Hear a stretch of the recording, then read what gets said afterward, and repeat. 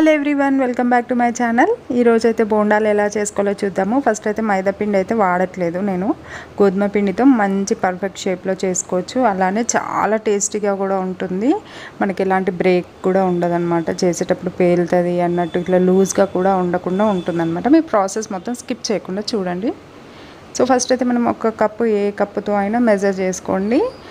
గోధుమ పిండి ఒక కప్పు తీసుకుంటే, సో ఇప్పుడైతే హాఫ్ కప్పు బియ్యం పిండి తీసుకోండి. సో రెండు బాగా మిక్స్ చేసుకోవాలన్నమాట. సో ఆ పిండి ఈ పిండి మొత్తం మంచిగా మిక్స్ అయిపోవాలన్నమాట. సో ఈ విధంగా మిక్స్ చేసుకున్న తర్వాత మనకి గట్టి పెరుగు అయితే మంచిది అనమాట. కొంచెం లూజ్ పెరుగున్నా కొంచెం మనం క్లాత్లో వేసి ఇట్లా చేసుకుంటే మనకు గట్టి పెరుగు వస్తుంది అనమాట. సో ఆ పెరుగు వేసుకొని ఇగో ఈ కన్సిస్టెన్సీలో ఉన్న పెరుగు అయితే ఓకే.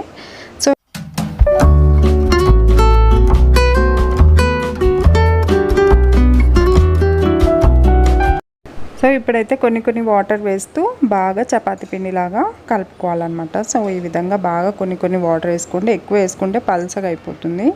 సో నైట్ అంతా వదిలేయాలన్నమాట. సో ఓవర్ నైట్ మొత్తం వదిలేసాక నెక్స్ట్ డే మార్నింగ్ ఉంటుంది కదా, అప్పుడు మనం కొంచెం సాల్ట్ వేసేసుకొని అలానే సోడా కూడా వేసుకోవాలి.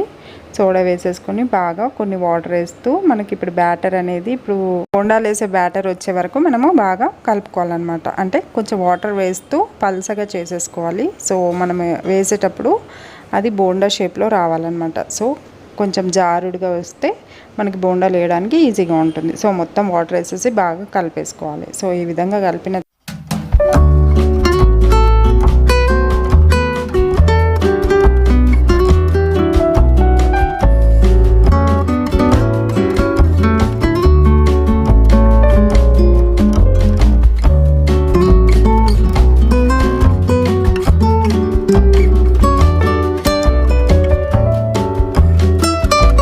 సో ఇప్పుడు బాగా బీట్ చేసుకోవాలన్నమాట. ఈ విధంగా బాగా బీట్ చేసుకుంటే మనకి ఈజీగా ఉంటుందన్నమాట.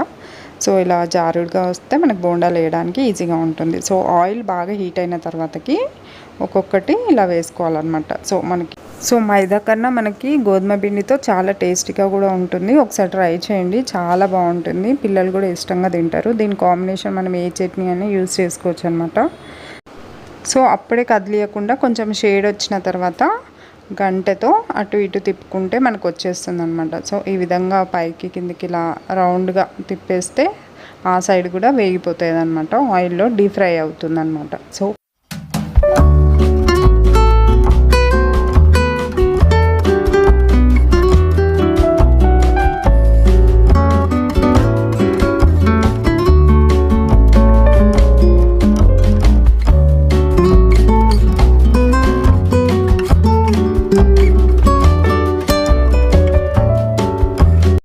చాలా మంచిగా వేగిపోయిందనమాట. సో గోధుమ పిండితో కూడా ఇలా చేసుకోవచ్చు.